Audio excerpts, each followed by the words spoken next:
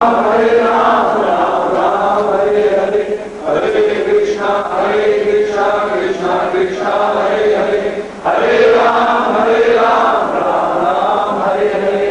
नमो विष्णुवादाय कृष्ण प्रेष्ठाय बुद्ध श्रीमद भक्ति वेदांत स्वामी निधि नामिने, नमस्ते सरस्वती देवी गौरवाणी प्रचारिणे निर्विशेष शून्यवादी पाश्चात्य देश।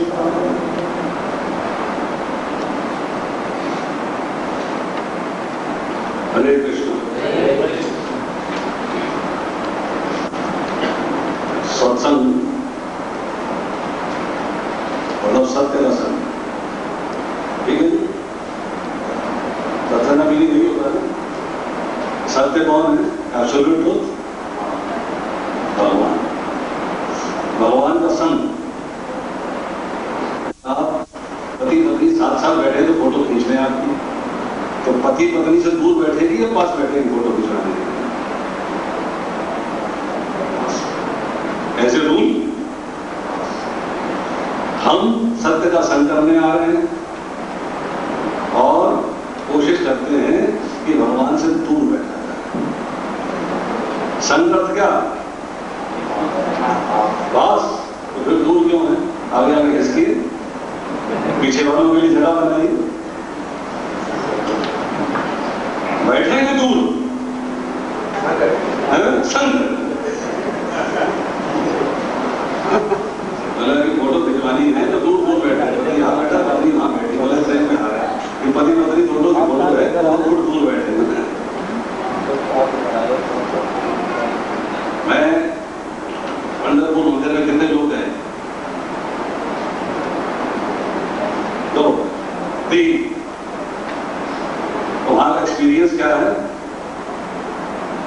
एक इकलौता मंदिर है पूरे दुनिया भर के अंदर जहां आपका माथा ठाकुर जी के चरणों को छूता है। यहां तो दूर से प्रणाम करते हैं ना, बैरियर है रास्ते में। वहां पर जो है आपको क्रॉस करा के बिल्कुल डंडे के आगे से सोने का पतला चढ़ा हुआ डंडा है, हमें राइट हो जी, डंडे में सोने का पतला है, उस पतले के ऊपर बिल्कुल पास से निकलते हुए डंडे और भगवान के बीच में अब आप हैं और कोई नहीं। पंढरपुर है माता जी, महाराष्ट्र के अंदर। जब आप यहाँ से जाते हो तो मनमाड के बाद जाके दौंड आता है, दौंड से एक रास्ता पुणे चला जाता है, एक रास्ता शोलापुर बेंगलोर को चला जाता है। तो वहां से शोलापुर आता है, शोलापुर के आगे फिर पंढरपुर आता है, वहां से 80 किलोमीटर। चंद्रभागा नदी के किनारे चंद्राकार नदी, बहुत सुंदर स्थान है। अपना भी बड़ा सुंदर मंदिर है इस्कॉन का, और वहां के इंचार्ज है लोकनाथ महाराज, और बहुत सुंदर लेडीज है। और वहां की लेडीज को देखने के बाद धोखा हो जाता है कि राधा पंडरीनाथ है, राधा बरसाती है। नोट किया होगा आपने, बिल्कुल डिट्टो। आप जो एक बार धोखा जो मैंने ठीक कह रहा हूँ, फर्स्ट टाइम में जब मैं गया धोखा खा गया, राधा बरसाती को देख रहा हूँ, राधा पंडरीनाथ को देख रहा हूँ। But it's a beautiful place. वो एक अकेला स्थान है जहां पर हमको भगवान के चरणों को माथा टिकाने के लिए अवसर मिलता है, और दुनिया भर में कोई स्थान नहीं है। सब जगह हम दूर से दर्शन करते हैं, दूर से प्रणाम करते हैं। आज का श्लोक एक है कि कई है?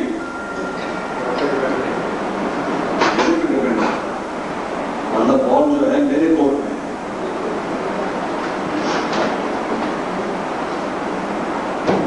चलिए 42वां है पहले अध्याय का।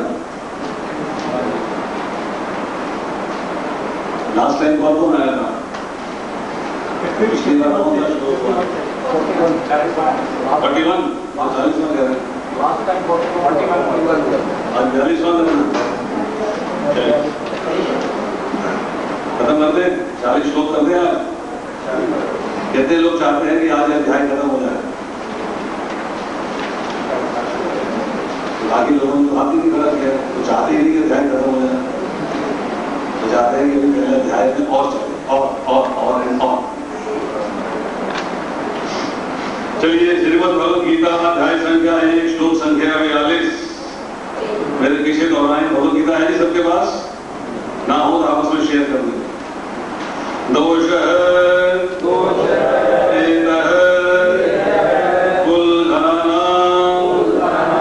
वर्ण संकर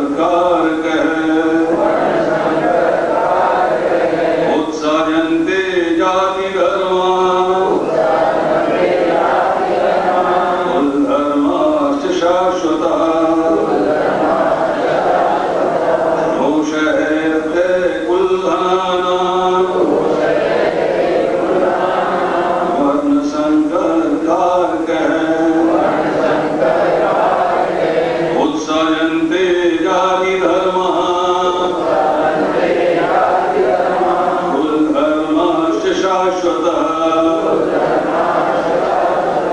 दोषैर्तः कुलधनानां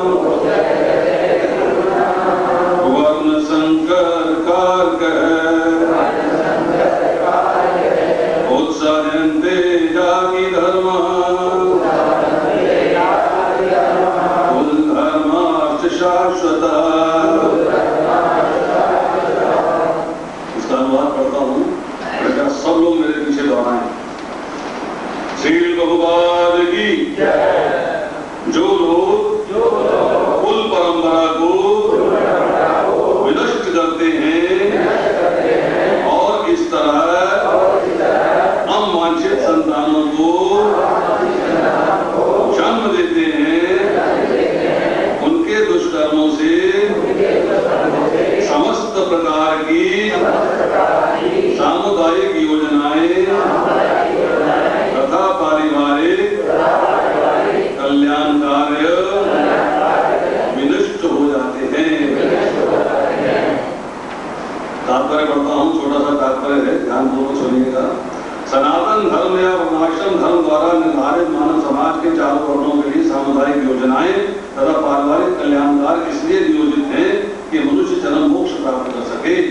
अतः समाज के अनुत्तरदायी नायकों द्वारा सनातन धर्म परंपरा का विखंडन करने से उस समाज में अव्यवस्था फैलती है। फलस्वरूप लोग जीवन के उद्देश्य विष्णु को भूल जाते हैं। ऐसे नायक अंधे कहलाते हैं और जो लोग इनका अनुगमन करते हैं वह निश्चय ही कुव्यवस्था की ओर अग्रसर होते हैं।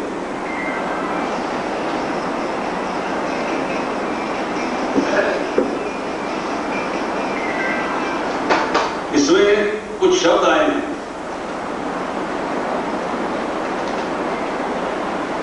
कुल धनानाम वर्ण संकर।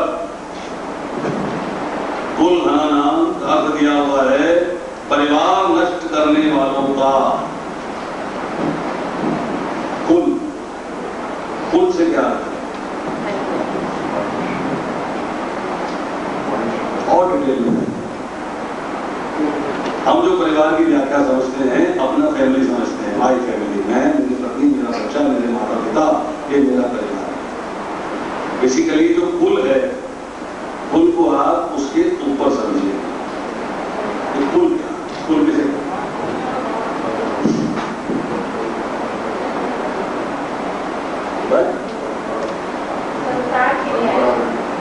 परंपरा, परंपरा क्या है? परंपरा इंग्लिश में एक शब्द है हियरार्की, बोलते हैं, इसका अर्थ क्या है?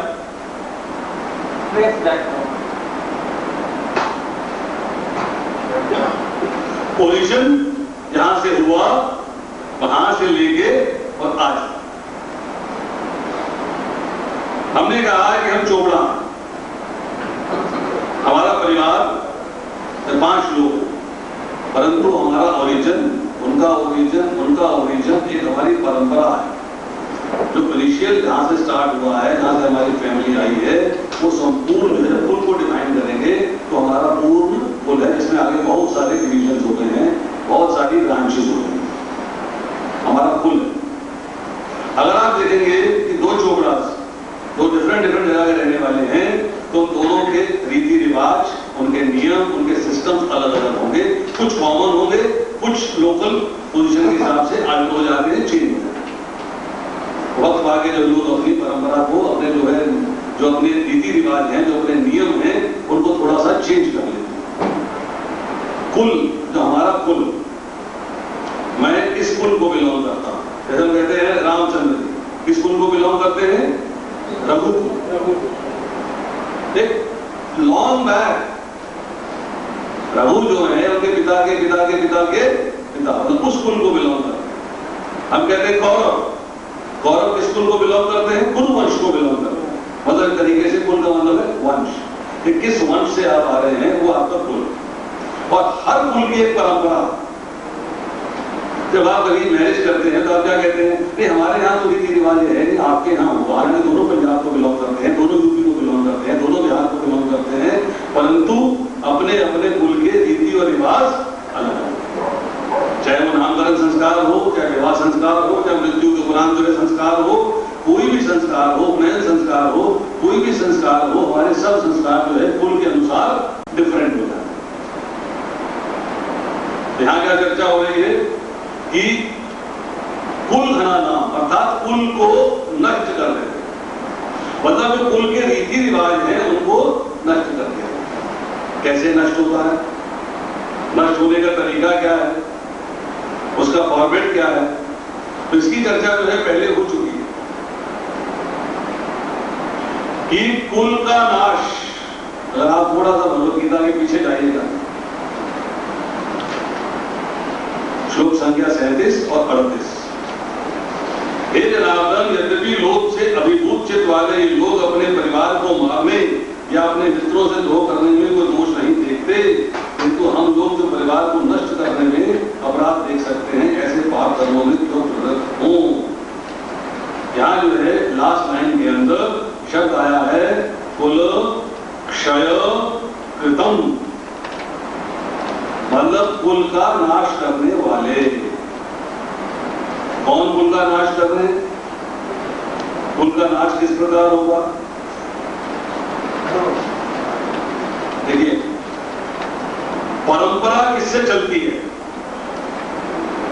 आपके पिता, पिता के पिता, पिता के पिता, पिता के पिता और पिता के पिता, अर्थात एक ही कुल से जो है पिता आ रहे हैं, सेम पेडिग्री चलती है। अब युद्ध हो रहा, युद्ध में समस्या क्या आ रही, प्रॉब्लम क्या है, आगे चर्चा करेंगे बड़ी स्पष्ट। देखेंगे आप कि अगला ही श्लोक देखेंगे, कुलक्षय प्रणश्यन्ति, कुल धर्मा सनातना, कुल का नाश होने पर सनातन कुल परंपरा नष्ट हो जाती है, इस तरह शेष कुल भी अधर्म में परिणत हो जाता है। एक कृष्ण, जब कुल में अधर्म प्रमुख हो जाता है तो कुल की स्त्रियां घोषित हो जाती हैं, स्त्रीत्व के बदल से दृष्टि अवांछित संतानें उत्पन्न होती है। अवांछित संतानों की वृद्धि से निश्चय ही परिवार के लिए पारिवारिक परंपरा को विनष्ट करने वालों की नारकी जीवन उत्पन्न होता है। ऐसे पतित कुलों के पुरखे पितृ लोग गिर जाते हैं और जल तथा पिंडदान देने की क्रियाएं समाप्त। बड़ा इंपॉर्टेंट पॉइंट जो है यहाँ पर अर्जुन रेज कर रहा है, अपने बचाव। तो क्या रेज कर रहा है? युद्ध न करना, युद्ध करने से बच जाओ। क्यों? कि सामने जो खड़े हैं वो मेरे गुरुजन हैं, सामने जो खड़े हैं वो मेरे चाचा मामा ताऊ ससुर सब मतलब परिवार के लोग हैं, और इन सबको जो है मृत्यु को प्राप्त होना है। अब यहां समस्या आ रही है कि कुल में दोष किस प्रकार आएगा, कुल में दोष कैसे आएगा, कुल परंपरा किस तरीके से विनष्ट होगी, किस तरह से कुल परंपरा की समाप्ति हो जाएगी, किस तरह से कुल परंपरा का नाश होगा, तो क्या फॉर्मेट बताएं, बताएं ना। आपने भगवद गीता दूसरी बार सुन रहे हैं, कुल के पुरुष समाप्त, फिर क्या होगा? स्त्री जब विवाह होने के बाद अपने पति के कुल की हो जाती है, रूल है। जिस स्त्री से आप विवाह करोगे अगर दूसरे कुल की भी है तो विवाह होने के बाद आपके कुल की हो जाएगी। कुल तो वही रहा स्त्री का, तो सब कुल बदल चुका था विवाह होने के बाद, तो पति रहा नहीं। तो जब स्त्रियां जो है विधवा हो जाएंगी, पति मृत्यु को प्राप्त हो जाएंगे, समाज में जो है कोई भी क्षत्रिय पुरुष नहीं बचेगा।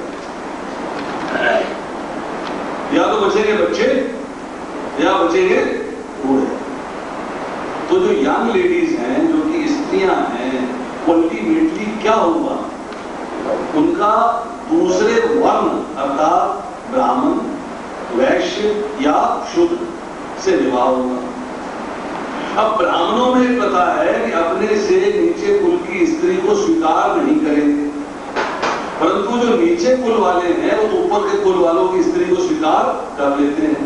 तो क्या होगा कि जो क्षत्रिय कुल की स्त्रियां हैं अल्टीमेटली या तो वैश्यों से विवाह करेंगी, संतान पैदा करेंगी, चाहे विवाह से करें और चाहे बिना विवाह भी करें। या शूद्रों से करेंगे। इसका मतलब ये है कि अब जो संतान हो रही है वो संकर, संकर का मतलब क्या है? मिक्स्ड ब्रीड है। जैसे आप किसी डॉग को खरीदते हो तो क्या कहते हो? ये मिक्स्ड ब्रीड है।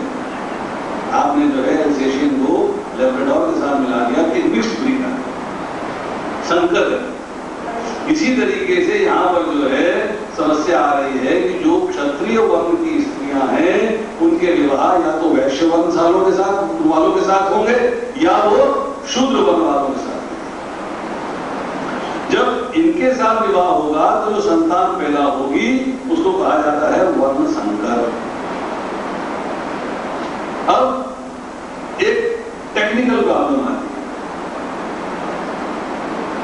वर्ण संकर जो संतान है उसके लिए ना तो जिस कुल में उसका पिता है वो पिता बदल गया, वो कुल बदल गया। एक व्यक्ति जो है पर्टिकुलर कुल से चला आ रहा था, जब माता जो है वो तो उस कुल की थी, पिता दूसरे कुल का आ गया, दूसरे वर्ण का आ गया, वर्ण संकर हो गया, तो कुल जो है उसमें एक मिक्सचर हो गया।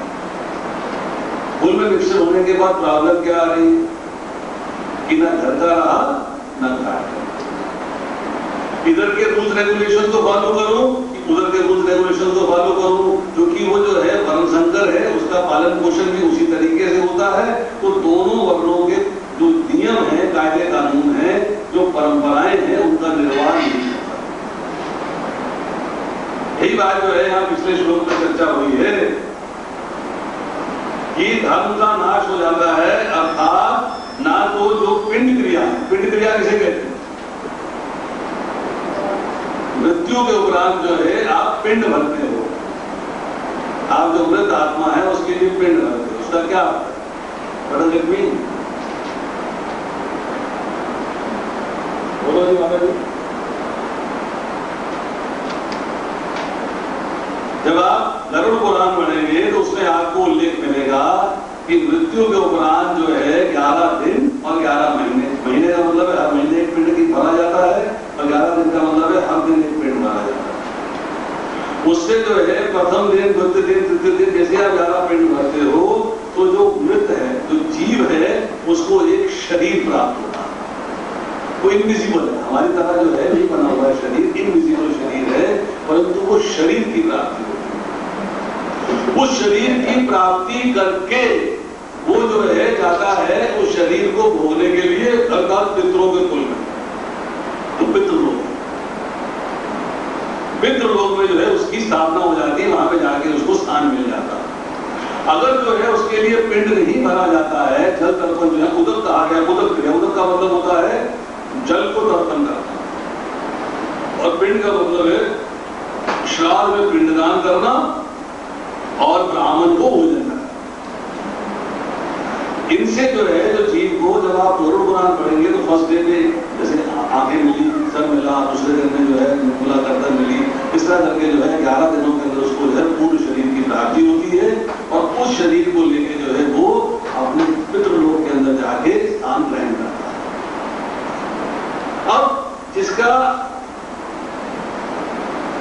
जन्म अधर्म से हुआ, धर्म तो नहीं था, धर्म है वर्णाश्रम, तो द्रौपदी लिख रहे हैं सनातन धर्म वर्णाश्रम धर्म, उसका जन्म किससे हुआ है? जन्म हुआ है अधर्म से, क्योंकि वर्ण संकर है। क्षत्रिय जाति की स्त्री ने दूसरी जाति के पुरुष के साथ सहयोग करके संतान प्राप्त करी, तो जो अधर्म से उत्पन्न है उनको ना तो आदर है, ना इतनी बुद्धि है कि सारे क्रियाकलाप को समझ लें, और उनको जो है ज्ञान नहीं है, क्रिया को जानते ही नहीं है, तो क्या होगा? पितरों का पतन। उनको रिक्वायर्ड स्थान नहीं मिलेगा, जो जगह उनको चाहिए वो उनको उपलब्ध नहीं। तो अर्जुन जो है यहाँ पर वो बात को जो है भगवान के आगे हाईलाइट कर रहा, इस तरह से भगवान को पता ही ना हो जैसे कि भगवान को ज्ञान ही ना हो, उनको बता रहा देखो वर्ण संकर संतान हो जाएगी, स्त्रियां दूषित हो जाएगी, कुल परंपरा नष्ट हो जाएगी, हमारे से संतानें हो जाएगी, वगैरह वगैरह वगैरह। क्यों? कि उसके मन के अंदर जो अपने कुटुंब के प्रति मोह जागृत हो गया है, जो उसके एक अटैचमेंट तो उसको राग अपने कुटुंब के प्रति दिखाई दे रहा है कि हाय हाय ये सब मारे जाए, मेरी ओर के लोग भी और इनकी ओर के लोग भी। क्योंकि भगवान ने पीछे कहा है, जब उसने कहा मेरे रथ को दोनों सेनाओं के मध्य में ले चलिए, भगवान ने क्या कहा है, अब सारे कुर्मों को कौरवों को देखने के लिए नहीं बोला, क्योंकि पांडव भी कुरुवंश थे, उनकी भी परंपरा वही है। तो कहते हैं कि अगर जो है भगवान ने ऐसा स्टेटमेंट दे दिया सारे कुर्मों को देखो, मतलब अपनी तरफ के लोग भी देखो और अपोजिशन की तरफ के लोगों को भी देखो, दोनों को देखो, जिससे कि भगवान को भगवत गीता को जो रीडिस्कवर किया जा रहा है, दोबारा से जो है जो लुप्त हो गई है, जिसका ज्ञान लोगों ने भुला दिया है, उसको भगवान को ज्ञान को दोबारा स्थापित करना है। इसलिए भगवान ने जो सिचुएशन ये अराइज कर दी कि अर्जुन के मन के अंदर मोह जाना। अब अर्जुन जो बात कहना चाहता है वो कह रहा है कि जो वरुण शंकर है उसकी उत्पत्ति होने से होने क्या बात, उसमें जो है चार चीजें होने वाली हैं। एक तो कुल का नाश हो जाएगा, तो कुल बचेगी, मिक्स हो गया सारा कुछ। कुल का नाश हुआ तो कुल के धर्मों का नाश हो गया, जो परंपराएं आ गई थी, जो हमारे रीति रिवाज थे, जो नियम कायदे कानून थे, हमारे कुल के अंदर चल रहे थे, ना इधर के हैं ना उधर के हैं, दोनों का विनाश। आज भी आप देखेंगे अगर कोई नॉर्थ इंडियन लड़का साउथ इंडियन से शादी करता है, साउथ नॉर्थ में शादी करता है, तो प्रॉब्लम्स आती है। वो समझ नहीं पाते, वो कह रहा मेरे यहाँ तो ये होता है, बोले मेरे यहाँ ये होता है, बोले मेरे यहाँ ये होता है, बोले मेरे यहाँ ये होता है। तो तेरा मानू कि अपना मानू?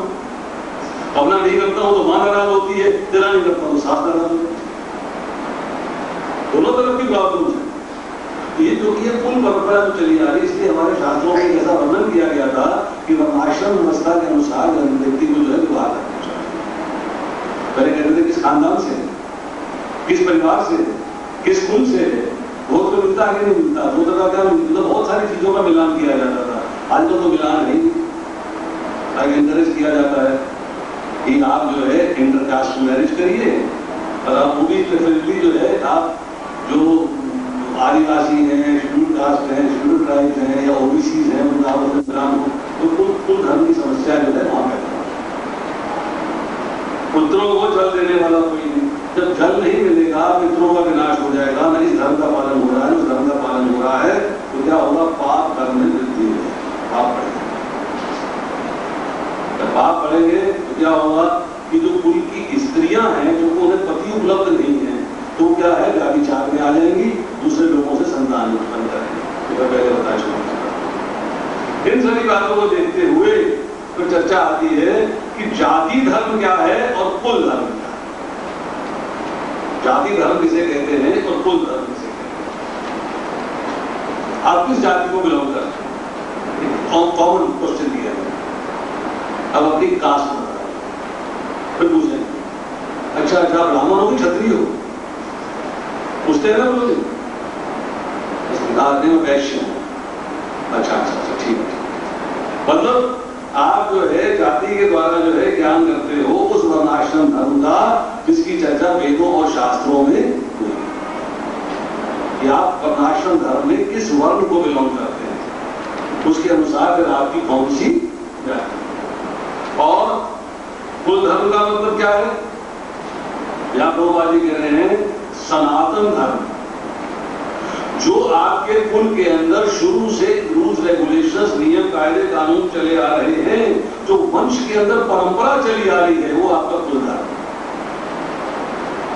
यहां जो है परंपरा का निर्वाह नहीं हो पाएगा क्योंकि उन्हें कुछ पता नहीं, ज्ञान नहीं, क्योंकि माता कुल में आ गई है, पिता दूसरे कुल का है, पिता का कुल जो है बदल गया है। तो इस समस्या को देखते हुए यहां कह रहे हैं कि जब वर्ण संकर हो जाता है तो वर्णाश्रम धर्म भी नहीं रहता, तो किस वर्ण में पुकारोगे आप उसको। एक संतान जो हुई है, अगर एक ब्राह्मण स्त्री का किसी क्षत्रिय के साथ संयोग हो जाता है, क्षत्रिय स्त्री का शूद्र के साथ वैश्य संयोग हो जाता है, उसको आप ब्राह्मण पुकारोगे या उसको वैश्य पुकारोगे या क्षत्रिय पुकारोगे या उसको शूद्र पुकारोगे, क्या पुकारोगे। तो जो वर्ण संकर है उसके लिए वर्णाश्रम धर्म है वो भी समाप्त हो जाता है, वो व्यवस्था भी जो है खत्म। अब यहां कह रहे हैं कि लोग जीवन के उद्देश्य विष्णु को भूल जाते हैं। क्योंकि मैंने पहले बताया कि पाप में वृद्धि, जब पाप में वृद्धि होगी तो आपको भगवान याद रहेंगे कि भगवान भूल जाएंगे? जब भगवान याद रहेंगे तो पाप होगा नहीं, सीधी सी बात। इसका मतलब यह है कि अब भगवान को भूल गए, अर्थात आपका उद्देश्य जो है, जो आपका एक लक्ष्य है, जो आपका एक एम है, गोल है, क्या है?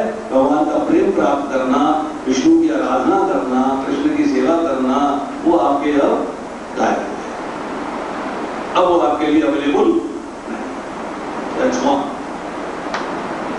अब चर्चा करते हैं यहां पर कि जब ये प्रॉब्लम आ जाती है तो आप कुव्यवस्था की ओर अग्रसर होते हैं। कुव्यवस्था, व्यवस्था क्या होती है? कि सब चीजें सिस्टमैटिकली ठीक से ऑर्गेनाइज तरीके से चलती रहें। और आश्रम धर्म जो है अपने आप में फुल ऑर्गेनाइजेशन है। हर व्यक्ति अपने अपने नियमों का पालन करना है, अपने वर्ण और अपने आश्रम के अनुसार। वो ब्राह्मण वर्ण में है, वो क्षत्रिय वर्ण में है, वो वैश्य वर्ण में है, शूद्र वर्ण में है, वो ब्रह्मचर्य में है, गृहस्थ में है, वानप्रस्थ में है या संन्यास में है। जो भी कॉम्बिनेशन है उस कॉम्बिनेशन के अनुसार अपने अपने वर्णाश्रम धर्म का वो पालन करता है और उसके अनुसार चलता है। परंतु जब वंश संतान उत्पन्न होती है, पाप में वृद्धि होती है, तो अधर्म का बोलबाला हो जाता है, तब सब कुछ समाप्त हो जाता है। तो यहां पर जो है इसके बाद कह रहे हैं 43वें श्लोक के अंदर, उत्संगुल धर्मानां मनुष्याणां जनार्दनः नरके नियतं वासो भवतीत्यनुशुशम्। हे प्रजापालक कृष्ण, मैंने गुरु परंपरा से सुना है जो लोग कुल धर्म का विनाश करते हैं वो सदैव नरक में रहते हैं। कुल धर्म का विनाश, कुल धर्म नष्ट हो गया, जाति धर्म नष्ट हो गया, धर्म में लोग फंस गए तो पाप जो होते हैं उसके फलस्वरूप आपको नरक जो है भोगने पड़ते हैं। क्योंकि पाप का मूल कारण क्या है? पाप कब होता है?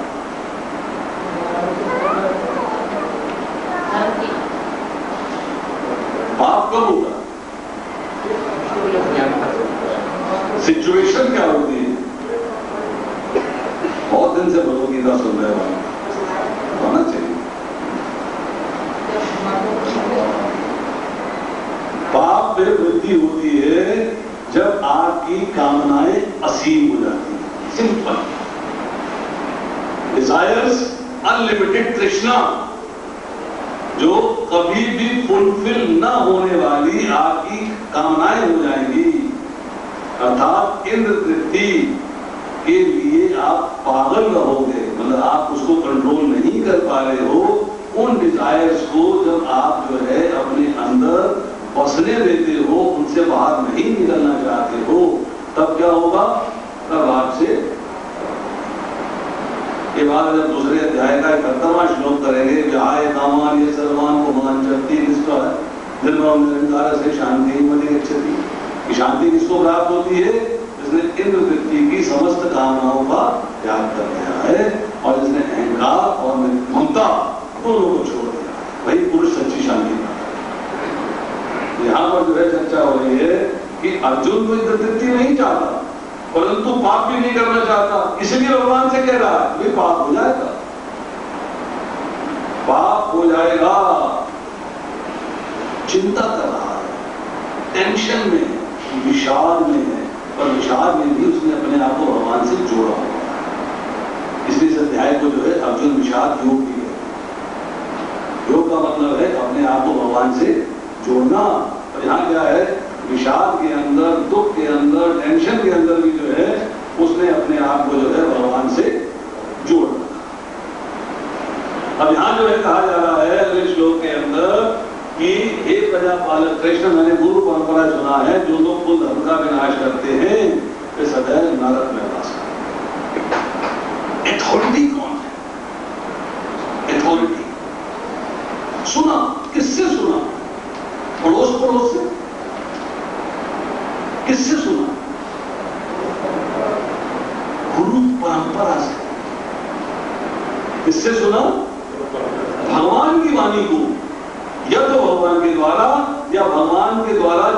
शून्य ज्ञान प्राप्त किया है, पूरी परंपरा है, उस परंपरा से आप ज्ञान की प्राप्ति करें। तो अथॉरिटी कौन है? वेद, शास्त्र, उपनिषद, पुराण, भगवदगीता, भागवतम और जो शास्त्र हैं हमारे, इन शास्त्रों को बेस किसपे किया? गुरु के मुख से ये शास्त्र जो है प्रकट हो रहे हैं। जो भगवान ने बोला है उसको गुरु रिपीट कर रहा है। किस तरीके से? As a postman. जैसे पोस्टमैन जो है चिट्ठी लिखते हो वो डिलीवर कर देता है, इसी तरह गुरु जो है, जो भगवान की वाणी है, उसको आपके समक्ष डिलीवर कर रहा है। या गुरु परंपरा में जो लोग हैं वो भगवान की वाणी को आपके समक्ष जो है वो डिलीवर करते हैं। अब श्लोक संख्या 40 से लेके यहां तक जो है अर्जुन 8 दोषों का वर्णन करता है। कुल विनाश से कुल धर्म नष्ट हो जाते हैं, कुल धर्म के नष्ट होने से कुल में धर्म फैल जाता है, अधर्म के फैलने से कुल की स्त्रियां दूषित हो जाती हैं, स्त्रियों के दूषित होने से अवांछित संतानें होती हैं, अवांछित संतानों की वृद्धि से कुल घातु तथा कुल के लिए नार की जीवन उत्पन्न होता है, नार के जीवन काल में पितरों की पिंड क्रिया जल क्रिया बंद होने से उनका पतन हो जाता है। इस प्रकार के दुष्ट धर्मों से जाति धर्म, कुल धर्म का नाश हो जाता है, कुल का लोप हो जाता है, और कुल धर्म के लुप्त होने से मनुष्यों को निश्चित रूप में नरक में वास करना पड़ता है। एक के बाद एक स्टेप लेडर वाइज जो है अर्जुन बोला जा रहा है। स्टेप दूसरे श्लोकों को पढ़ेंगे, एक के बाद जो अर्जुन ने 8 बातें कही। अब प्रश्न ये है कि नरक कहां है? नरक किधर है? सुनती आ रही हो माता जी? नरक किधर है बताएं। प्रशांत नंदा माता जी आप बताओ, नरक कहां है?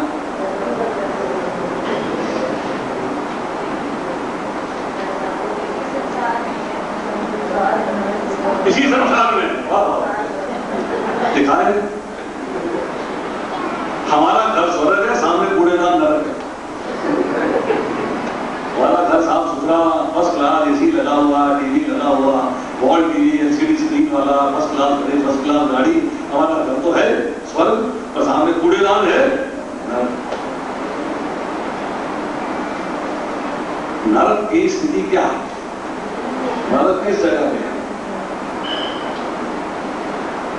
और नरक में जो 28 प्रकार के नरक शास्त्रों में वर्णन किया गया है, उसमें किस नरक में आपको कैसी सजा मिलती है, क्यों मिलती है? आधा घंटा लग जाएगा, चर्चा करें बात नहीं, सुनना नहीं चाहते या टाइम नहीं है, दोनों फर्क है। सुनना नहीं चाहते, कौन कौन सुनना चाहते हैं?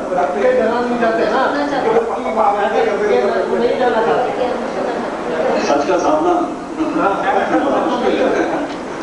चाहते हैं, वेरी ट्रू, सुनना चाहते हैं। नर्क का वर्णन सुनने से नर्क जाने से बच जाएंगे, इसलिए प्रभु जरूर बताइए।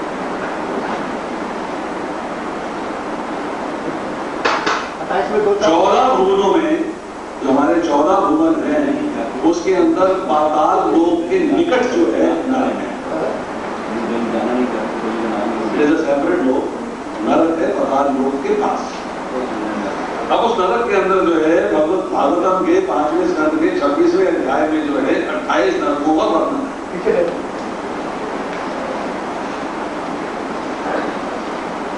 जो व्यक्ति दूसरों की पत्नी या धन को छीनता है, उसे यमदूत रस्सी से बांधकर तामिश्र नरक में डालते हैं, जहां उसे डांटा जाता है, भूखा प्यासा रखा जाता है, तथा पीटा जाता है। अब आप कहोगे शरीर तो जहां रह गया तो वहां कौन होगा?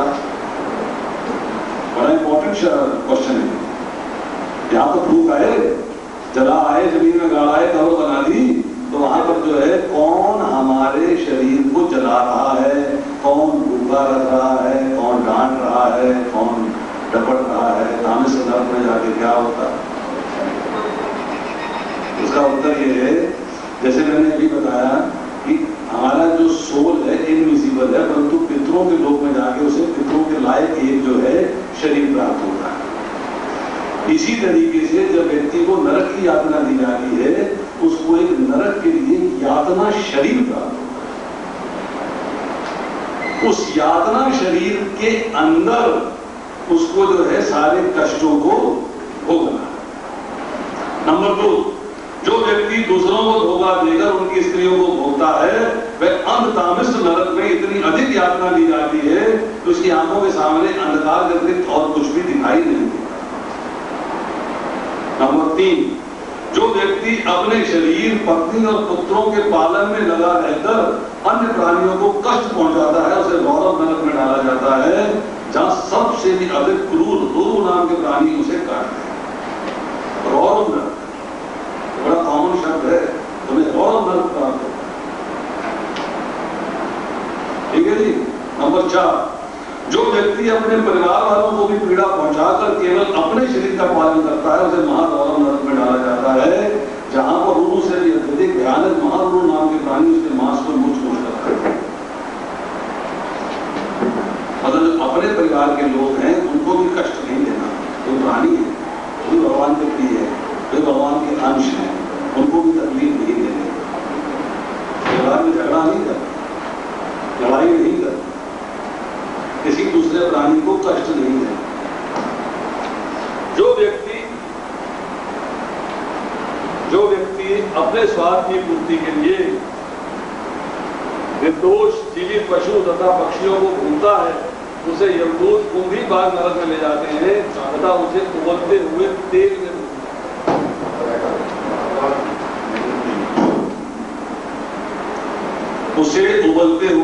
में जलाया जाता है, पकौड़े की तरह।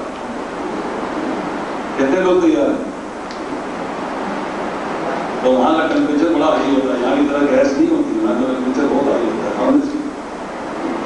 जो व्यक्ति ब्राह्मण की हत्या करता है, उसे कालसूत्र नामक नरक में रखा जाता है, जिसकी परिधि 80,000 मील की है, जो तांबे से बना है।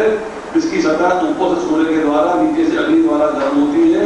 यह व्यक्ति भीतर की धूप प्यास से ऊपर सूर्य की तरह अग्नि से जलता हुआ कभी लेटता, कभी बैठता, कभी खड़ा होता है, कभी इधर उधर दौड़ता है। जो व्यक्ति बिना किसी कारण के धर्म के सिद्धांत को छोड़ता है, उसे यमदूत 80 पवित्रवन नरक में ले जाकर कोड़ों से पीटते हैं। जब वह भागता है तो चारों ओर तलवार के समान तीखी पत्तियों से उसका पूरा शरीर शत विक्षत होने से ध्यान चिंता करता है। राज्य के अधिकारी किसी निर्दोष व्यक्ति या ब्राह्मण को शारीरिक दंड देता है, उसे यमदूत शुगर रोग नरक में गन्ने के समान कुचलते हैं। तोड़ दिया जूस निकाला जाता है, जूस। बड़ा कष्टदायक है, सुनना तकलीफ होती है। उस समय बहुत अधिक चित्कार करते हुए मूर्छित हो जाता है। जो व्यक्ति अन्य पशुओं, पक्षियों या कीटों की अनावश्यक हिंसा करता है, उसे अंधकूप नरक में डाला जाता है, जहां अंधकार में यही पशु, पक्षी और कीट उसे सताते हैं, ये आराम नहीं कर पाता, निरंतर घूमता रहता है। जो व्यक्ति अतिथियों, वृद्धों और भोजनों को, बच्चों को भोजन न बांटकर स्वयं ही खाता है, उसे अत्यंत अपवित्र कृमि भोजन नरक में रखा जाता है। 8 लाख मील के भीतर विस्तार वाला एक कुंड है जो कीड़ों से भरा है। इस कुंड में कीड़ों को खाता है, कीड़े उसे खाते हैं। तो नहीं हमारा आगे बढ़ू कि बंद कर दूं?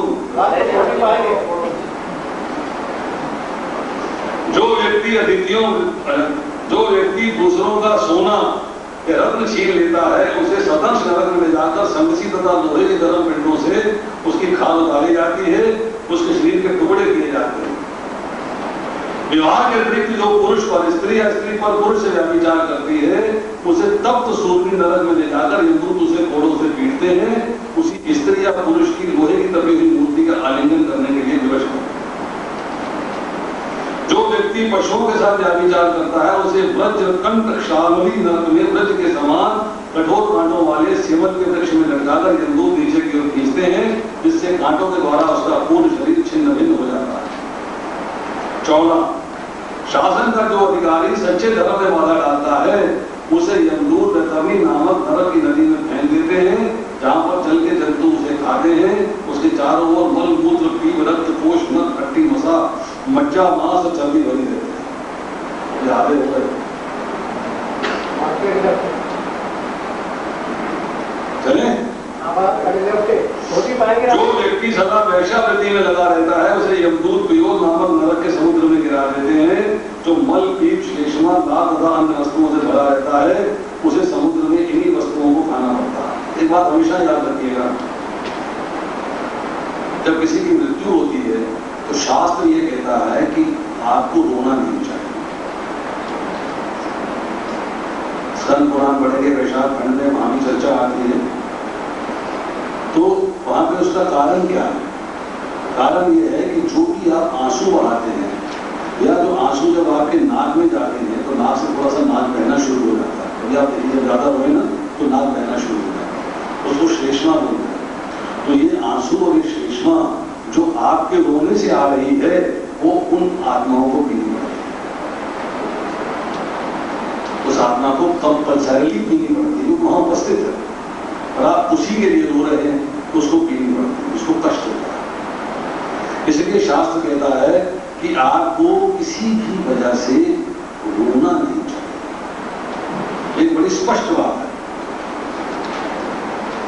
हम लोग जो है इस बात को समझ नहीं पाते हैं, हम लोग इसको जो है महसूस नहीं कर पाते, हम लोग जो है रोने लग जाते हैं। तो यहाँ पे बात है कि जो जीव है उसने जैसे कर्म किए हुए हैं उसके अनुसार उसको वहां जाके वैसा ही फल मिलता है, उसे भी वहां जाके जो है इस तरह की चीजें जो है एक्सेप्ट करनी पड़ती है, इस तरह की चीजें जो है स्वीकार करनी पड़ती है।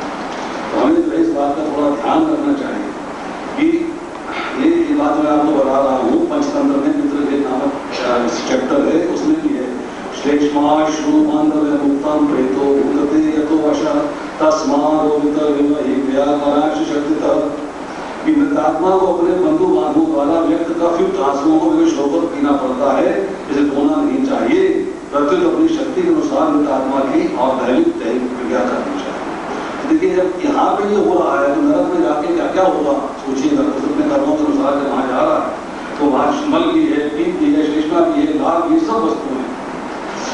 जो व्यक्ति अपने सुख के लिए व्यर्थ ही पशुओं की हत्या करने में लगा रहता है उसे यमदूत प्राण रूप नामक नरक में डाल देते हैं, जहां पर उसकी उसी प्रकार से हत्या की जाती है जिस प्रकार उसने पशुओं की हत्या की। जो व्यक्ति पूजा का दिखावा करने के लिए पशुओं की हत्या करता है उसे मृत्यु के पश्चात वैश्यसन नामक नरक में रखा जाता है, जहां पर यमदूत उसे अपार कष्ट देकर उसका वध करता है। जो उच्च परिवार का व्यक्ति उच्च परिवार की अपनी पत्नी को अपना मित्र पीने को विवश करता है तो वह नाला पक्ष नामक नरक की गिर की नदी में गिरा दिया जाता है, जहां उसे सदा ही मित्र पीना पड़ता है। जो व्यक्ति दूसरों के घरों में आग लगाते हैं, उन्हें विष देते हैं, उन्हें साल में आदन नरक में रखा जाता है, जहां पर ब्रज के समान दांतों वाले 720 कुत्ते उसे काटते हैं। जो व्यक्ति व्यापार में या दान में हमेशा झूठ बोलता है, झूठ क्या है? राइट अंडरस्टैंड, झूठ क्या होगा? मंदिर गए, पेटी के अंदर खोटा सिक्का डाला, बाजार में तो चला नहीं, ठाकुर जी के घर में डाल दो, अपने आप चलता रहे। फटा नोट डाला, मतलब आपने भगवान को अर्पित नहीं किया तो कौन चीज आप झूठ ही दे रहे हो ना। आप सच तो है नहीं, सच होता तो फर्स्ट क्लास नोट होता, फर्स्ट क्लास सिक्का होता। अब क्या डाल गया है? जो सिक्का बाजार में नहीं चला उसे वहां डाल। और सोचिए, मैंने अपने आप को भगवान को अर्पित कर दिया, भगवान की सेवा करने का प्रण ले लिया, सब कुछ कर लिया। और कब किया? जब मुंह में दांत नहीं है, आंखों में रोशनी कम हो, खबर चलती नहीं है, पेट में आंत नहीं है, अब मैं भगवान की सेवा करूंगा। जब मैं जवान था तब मैं अपनी सेवा करूंगा, बूढ़ा हो गया तो भगवान की सेवा।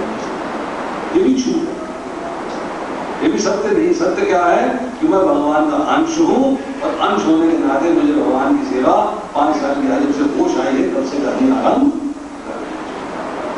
तो जब ऐसे हम झूठ के भरोसे चलते हैं तो हमें जो है जिस तरह का इफेक्ट मिलेगा। अभिविचित नामक नरक में 800 मील ऊंचे पर्वत की चोटी से सर के बल नीचे फेंक दिया जाता है। इस नरक की पथरीली भूमि जल की लहरों के समान मालूम पड़ती है, परंतु इसमें जल नहीं है।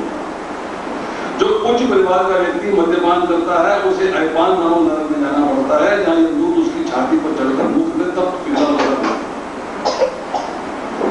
जो व्यक्ति व्यक्ति नीच होकर भी अपने से जन्म तक शिक्षा आचरण में या आश्रम में ऊंचे व्यक्तियों का घमंड के कारण सम्मान नहीं करता, उसे क्षार करता नाम धर्म में जमदूत सर के बल नीचे गिराते हैं और कठिन यातनाएं देते हैं। जो लोग काली को मनुष्य की बलि चढ़ाकर उसका मांस खाते हैं, उसे रक्षोवन नामक भोजन नामक नरक में भेजा जाता है। जब राक्षसगण उसे तलवार से काटकर उसका मांस खाते हैं और आनंद लेते हैं। जो व्यक्ति पशुओं या पक्षियों को धोखे में फंसाकर उन्हें पीड़ा देकर सुख प्राप्त करते, तोते कैद कर दिए, वो चिड़ियाघर में गए, बंदरों को छेड़ा जा रहा, चिड़ियाघर में जानवरों को कष्ट दिया जा रहा, छेड़ने में बड़ा आनंद आता है। बच्चों के साथ माता पिता भी लगते हैं, बच्चों को रोका नहीं, मैं तो भी छेड़ रहा है, मैं भी छेड़ रहा, बेटा ऐसे छेड़ते हैं, खुद सिखा रहे। तो उसको जो है शूल क्रोध नामक नरक में यमदूत नुकीले भालों द्वारा छेदते हैं। उनके शरीर को तीखी चोंच वाली पक्षी चारों ओर से नोचते हैं। जो व्यक्ति सर्प के समान हमेशा क्रोध करता है, दूसरों को पीड़ा पहुंचाता है, उसे दंड शूल नामक नरक में 5 या 7 फन वाले सर्पों द्वारा कटवाया जाता है। जो व्यक्ति अन्य प्राणियों को अंधे कुएं में या कमरे में बंदी बनाकर रखते हैं, उन्हें अवध निरोधन नामक नरक के अंधे कुएं में रखा जाता है, जहां पर विषैले धुएं से उनका कर्म होता है। जो गृहस्थ अपने घर में आए अतिथि को क्रोध की दृष्टि से दिखता है, उसे पर्यावर्तन नामक नरक में जाना पड़ता है, जहां कठोर चोंच वाले पक्षी कठोरता से उसकी आंखें निकाल देते हैं।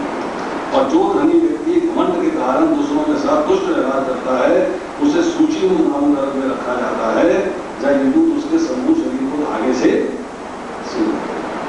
तो ये जो नरक है, अर्जुन को पता है कि कितने प्रकार के नरक हैं, तो उसके मन में एक पिक्चर आ भाई, ये तो मैं सबकी हत्या करता हूं, तो ये तो शास्त्र में जो है हमने है नहीं, तो मेरे से जो है ये पाप कर्म न हो जाए, इससे बचने का प्रयास वो कर रहा है।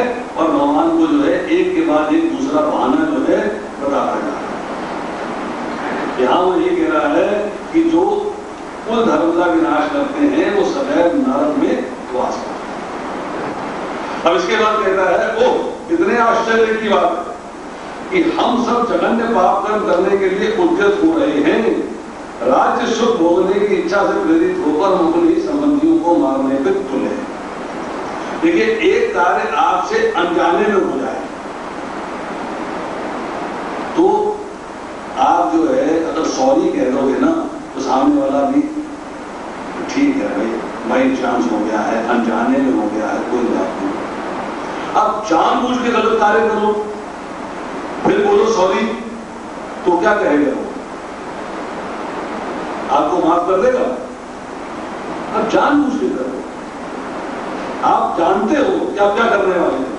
यहां जो है अर्जुन कह रहा है कि मैं जानता हूं मैं क्या करने वाला हूं, क्योंकि मैं अपने संबंधियों का वध करने वाला हूं। मेरी तरफ से लोग खड़े हैं, वो भी मरेंगे, तो मेरे अपोजिट खड़े हैं, वो भी मरेंगे, और हम जघन्य पाप करने के लिए उद्यत हो रहे हैं। हमसे जघन्य का मतलब क्या होता है?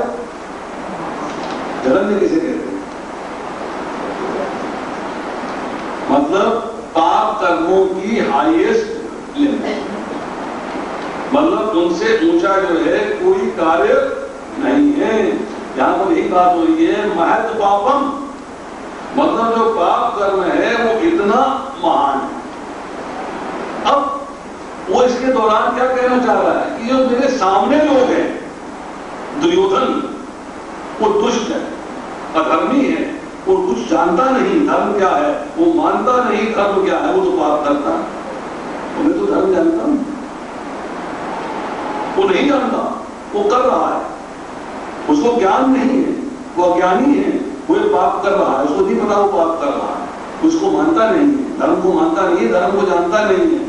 और मैं तो धर्म को जानता हूं, विवेक वाला हूं, बुद्धि वाला हूं, मैं तो समझ सकता हूं क्या ठीक है और क्या गलत है।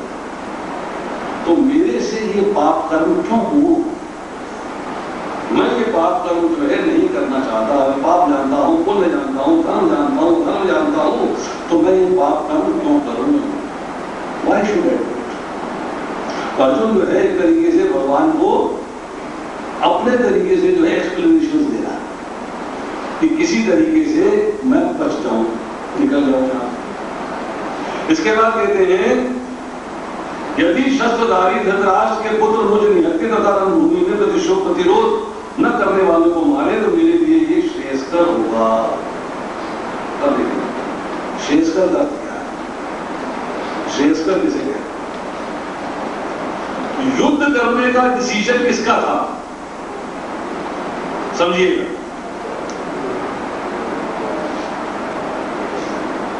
द्रौपदी का चीरहरण हुआ, वनवास होगा क्या? आखिरी दिन के अंदर, आखिरी जो महीना चल रहा था, विराटनगर में युद्ध हुआ। उसके बाद दुर्योधन के पास जब ये आए तो उनसे कहा कि हमको हमारा हिस्सा दे दीजिएगा, तो दुर्योधन ने ब्लैंकली रिफ्यूज कर दिया। और संदेश लेके कौन गया? कृष्ण। दुर्योधन ने क्या किया? कृष्ण को कैद करने का प्रयास।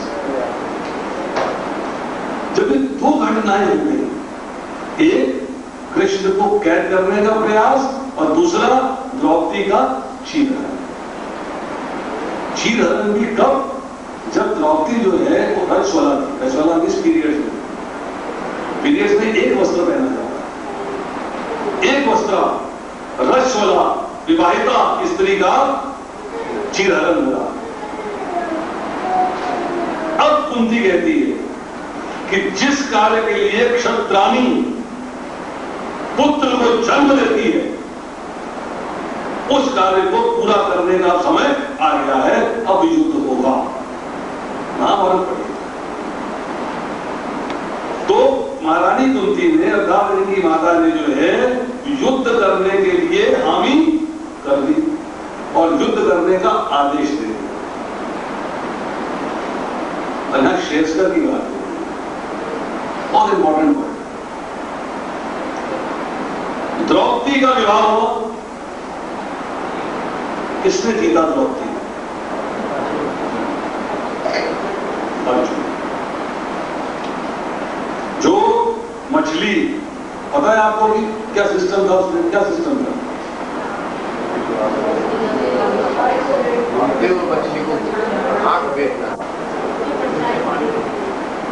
मछली एक चक्र के ऊपर लगी हुई है और चक्र घूम रहा है ऊपर, नीचे जल है कुंड में, उसके अंदर जो है घूमते हुए चक्र की फोटो आ रही है, तो मछली की आंख दिखाई दे रही है। अब आपको देखना नीचे है और बांध ऊपर चलाना, ऐसे नहीं देखना। देखना आपको जल के अंदर है और बांध से आंख का छेदन करना है, जो कि आंख ऊपर है। वो एक्सपर्टाइज अर्जुन ने। अर्जुन ने छेदन किया, द्रौपदी को जीता। क्योंकि ये उन दिनों में जो है एक छोटे से घर के अंदर, मतलब वनवास था इनके पास, लाक्षा ग्रह के बाद, तो ये छोटे से घर में रहते थे। तो उन दिनों जो है जो की समस्या थी खाने पीने की, हर चीज जो है बड़ी, जो कि पांचों पुत्र और माता अपने आप को एक्सपोज कर नहीं सकते थे। एक्सपोज करते तो पता लग जाता। तो समस्या क्या आ रही है? जो भी सामान आता था उसको माता जो है पांचों में बांट दी। खाने के लिए जो वस्तु मिली पांचों में बराबर से बांट दिया। तो नकुल और सहदेव दोनों नाचते हुए कूदते हुए, नाचते हुए कूदते हुए, छोटे थे ना, आगे आगे जा रहे। और माता से कह रहे, आज हम जो है भिक्षा में एक बड़ी अनोखी चीज लेके आए हैं। आज हम भिक्षा में भिक्षा करें, आज हम भिक्षा में एक अनोखी चीज लेके आए। और बाकी जो है भाई बस हाथ में जो है द्रौपदी पीछे से चली आ रही। तो महारानी कुंती ने कहा, बहुत अच्छा, मैं हमेशा की तरह इसे पांचों में बांट दूंगा।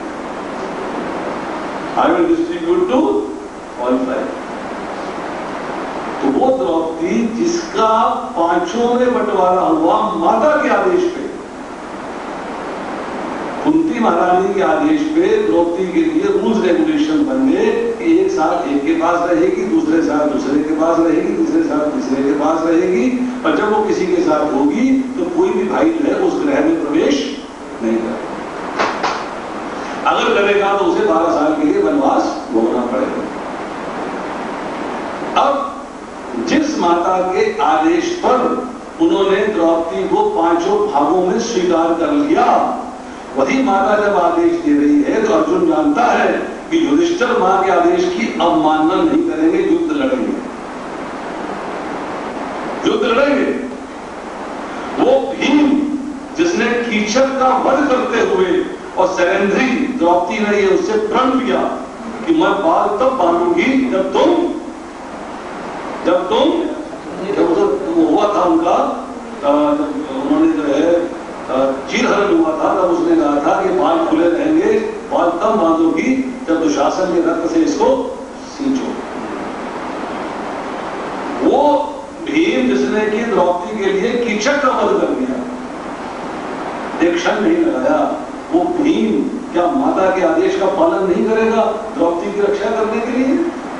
करेगा, नकुल सहदेव भी करेंगे। जब ये सब लोग जो है युद्ध करने को तैयार हैं, तो अर्जुन भी घर से युद्ध करने के लिए आया, वो मेला देखने नहीं आया। युद्ध के मैदान में अर्जुन के पास कौन सा रथ था जो उसे अग्निदेव ने दिया था खांडव वन चलाने? उसके अंदर जो है 7 बैलगाड़ियों के बराबर रथ का साइज था, और जितने शस्त्र जो हैं, अस्त्र जो हैं 7 बैलगाड़ियों में आ जाते हैं, वो उस रथ में आ सकते हैं। श्वेत घोड़ों से जुदा हुआ था, वो श्वेत घोड़े जो गंधर्व राज चित्ररथ ने उसको दिए थे, चित्ररथ के हारने पर सम्मान पूर्वक एज ए प्रायश्चित, एज ए पनिशमेंट उसने कहा कि मैं आपको 100 सफेद घोड़े दे रहा हूं। बोले क्यों, फायदा क्या है? बोला 100 के 100 रहे, कभी 99 नहीं, एक मर जाएगा ऑटोमेटिकली 100 बन जाएगा। ये क्वालिटी। उस रथ में बैठ के अर्जुन युद्ध करने आया, उस गांडीव को धारण किए हुए है, जिस गांडीव को ब्रह्मा जी ने उसकी उपासना करी है, इंद्र ने रोदन किया है, जिस गांडीव को परशुराम ने सिंचन किया है, उस गांडीव को लेके युद्ध करने आया है कि मैं तमाशा देखने आया? क्या करने आया? और अब कह रहा है कि मैं युद्ध नहीं करूंगा। क्या कह रहा है? किरण भूमि प्रतिरोधना करने वाले मुझे मारे, मेरे लिए शेष करूंगा। उसे पता है कि मेरी फैमिली की जो अटैचमेंट है उससे मेरे में करुणा जाग रही है, मैं लड़ नहीं रहा, मैं लड़ने से बचने के लिए भगवान के आगे जो है बहाने बनाना चाह रहा है। दूसरे अध्याय के 9वें श्लोक में जाके कह देता है स्वजनों को देख के, ना युद्ध समय मैं युद्ध नहीं करूंगा। और 7वें श्लोक में क्या कहता है दूसरे अध्याय के, कार्पण्य दोषो अपहत स्वभाव प्रशांत त्वां धर्म संपूर्ण चेता यक्षे निश्चितम ब्रूहितम में शिष्यस्ते हैं शादी मानताम प्रबंधन। यक्षेय कि मेरे लिए जो श्रेष्ठकर हो मुझे बताएं। वहां ये चर्चा कर, अब जो है यहां पे युद्ध न करने की बात कर रहा है, यहां पर युद्ध से बचने की बात कर रहा है। और जब भगवान ने उपदेश दे दिया है तो 18वें अध्याय के 73वें श्लोक में कहता है, करिष्ये वचनम तव, कि अपने कर्तव्य का पालन करूंगा, अब आप मुझे जो बताएं। अब देखिए एक बात, पूरी भगवत गीता के अंदर एक छोटा सा एग्जाम्पल से समझिएगा। आपसे किसी ने रास्ता पूछा कि संत नगर किधर, इधर से चले जाओ, संत नगर किधर है, तो आपने उसे संत नगर जाने का ज्ञान कराया, संत नगर पहुंचा के आया? क्या किया? भगवान भगवत गीता के अंदर उसको ज्ञान करा रहे, तेरा कर्तव्य क्या?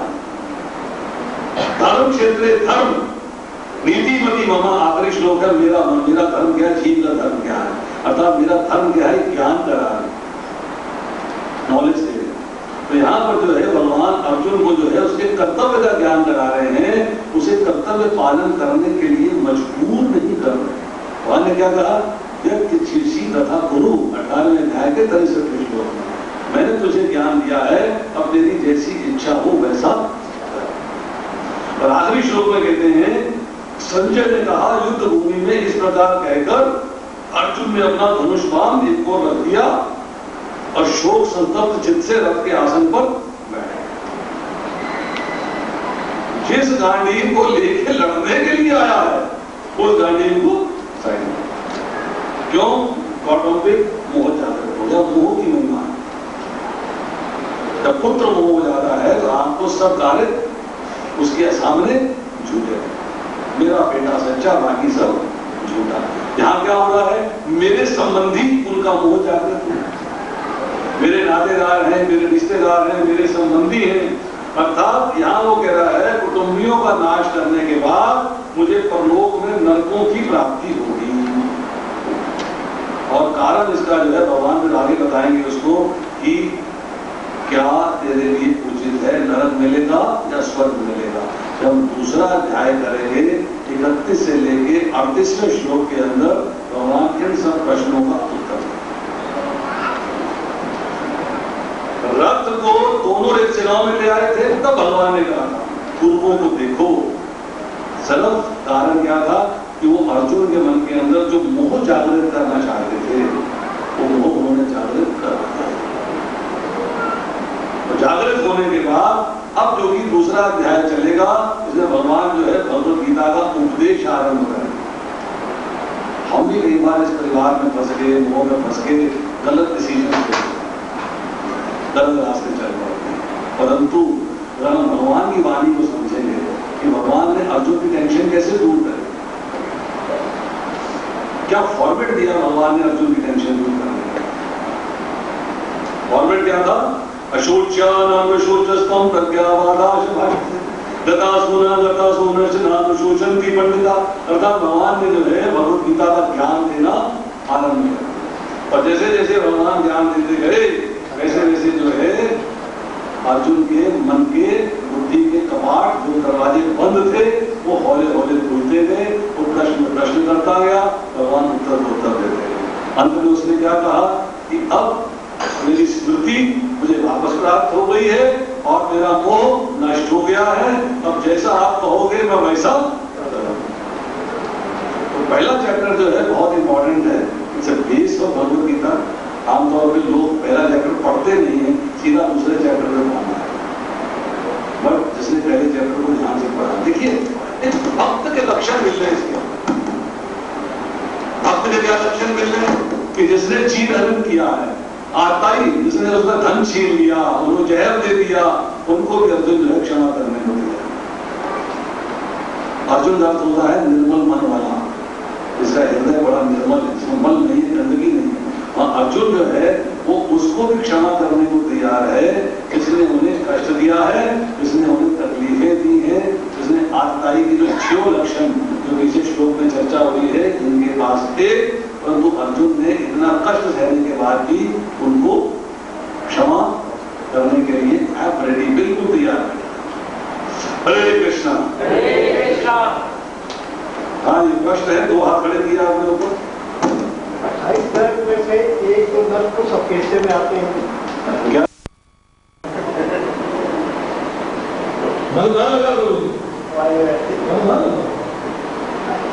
मशीन में से कपड़े निकाल के सुखाने के लिए डालाई थी और पता नहीं कि हवा चल रही है, ऐसा ना हो कपड़े उड़ जाए और मिले नहीं। तो मन कहाँ फंस गया? भगवान मेरी कपड़ों में। माता जी भगवान के पास दर्शन करने जाते हैं, भगवान के लिए मिठाई लेके जाते हैं।